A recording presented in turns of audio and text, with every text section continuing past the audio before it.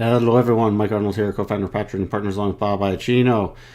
So we're still going to see if this bottom does hold. Even if we poke slightly lower, we are forming a potential, and I'm just going to stress potential double bottom in both Bitcoin and Ethereum. But that will not trigger for Bitcoin without a close or extended move above 42.28. So these targets I'm going to mention to the upside are not in place until we get a close or an extended move and a pullback to test that level above 42.28. Targets would be raising stop 45.13. I just run that down to 4,500, 46.56, and 47.98. I also asked what are these 12 and 25% projections I'm using. So we've already talked about the retracements. I've just done a Fibonacci retracement tool and gone in 12.5 increments. And on retracement levels, the key ones I watch for, especially when we're going against the rotation zone, are the 12.5 and the 25%.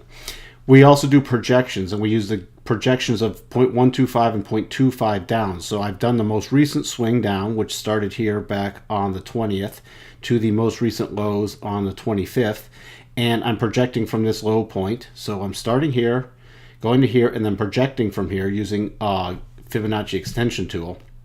And the markets tend to target these 12 and 25% levels on the next pushes lower. So if I was short this, then those would be the levels I'd be watching for to take profits or moving down stops. If I was looking to get long, then those would be levels I was looking for reversal patterns. We also look for clusters like multiple levels lining up, or other things like, for example, here's a cluster with this double target to the upside. So if we were to rally and we got through especially the stop reduction, because we have a cluster here, we have a declining key moving average and a projection level. So that would be what we call a cluster. So that definitely a level not to ignore should we rally up there. If we got through there, the next major cluster is this 37.5% retracement value and the full target for the potential double bottom. So that would be a cluster area to definitely take profits off.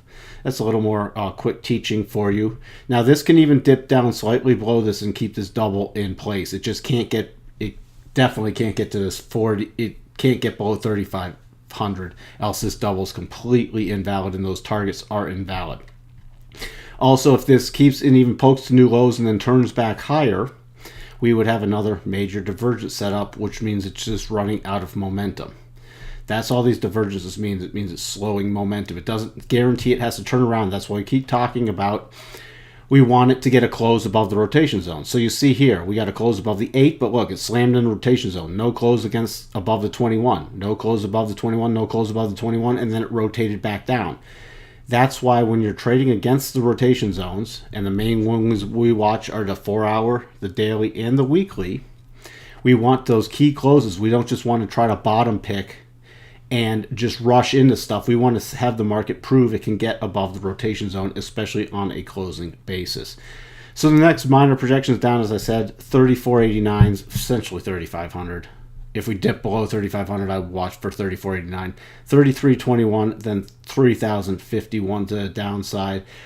To the upside, if we get back above the 8, which is sitting at 39.35, we are looking for a close above 41.06. So that would be the key level. It could easily rally up there again and then still dip back down. You see it has not gotten a key close, wow, above the rotation zone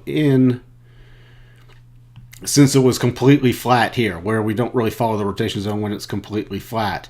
But once it starts, see sell off, gets just above the 8, slams into 21, sell off, returns to the 8, sell off.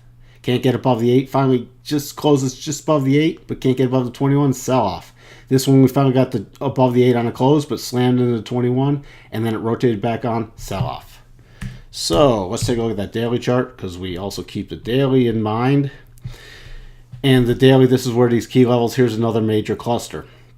So if we were to rally again, the key area on the daily now is this 25% retracement, 43.96 coming in with the key 8 moving average. So on a strong rally, if you were bottom picking and got long, or this would be another key area depending on whatever entry setup you're using to definitely move stops or take profits.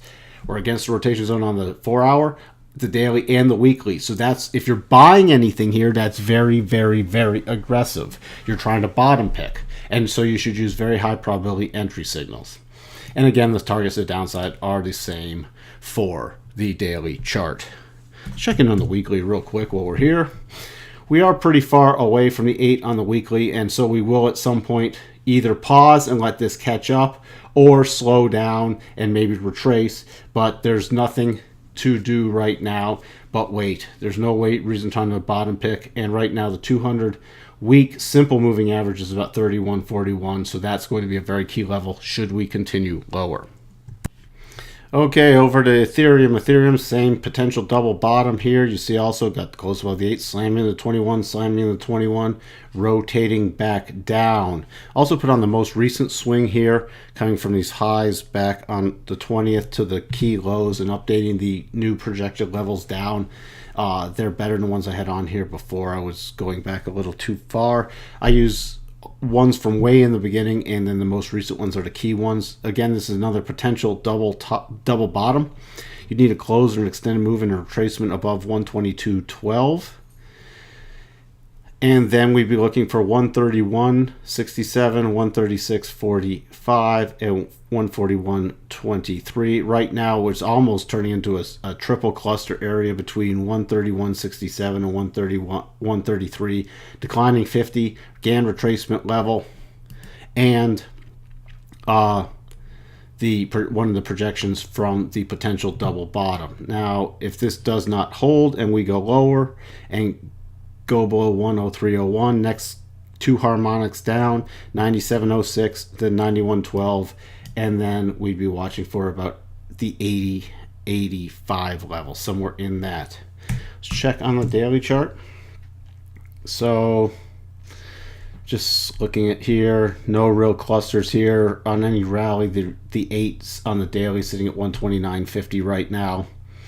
Really nothing else to do but just sit on our hands. I'm actually going to draw this retracement back up to here. That's going to be a little stronger based off the daily chart. So on a daily chart, first level of key resistance is 118, and then the next to 25% would be that 133. So again, that falls in that cluster area. If I actually go back to the 4 hour, even though I adjusted those the GAN harmonic retracement levels, look, we still have a cluster at that 133. So that 130, 167 to 133 is going to be a very key level. And a lot of times you'll see that even when you adjust the harmonic levels to use a different swing, you'll still get very similar cluster areas. Let's check in on the weekly real quick. Now this is really far away from the 8. Wow. So you see even on the weekly, coming sideways in the 8 catching up, and then just dropping. Let's look over here. So we have not been trading at these levels since back in May of 17. Wow. It's actually even through this support. So even if it returns to this key support area about 155, that's where you have the declining 8 on a weekly basis. So on any strong rally on a weekly basis, 155 would be very, very key resistance. It's right near this low 167 to 155. I'd really be watching that 155 level with the declining 8. So what we have for you, slightly longer video on Bitcoin and Ethereum, and we'll talk to everyone soon. Bye for now.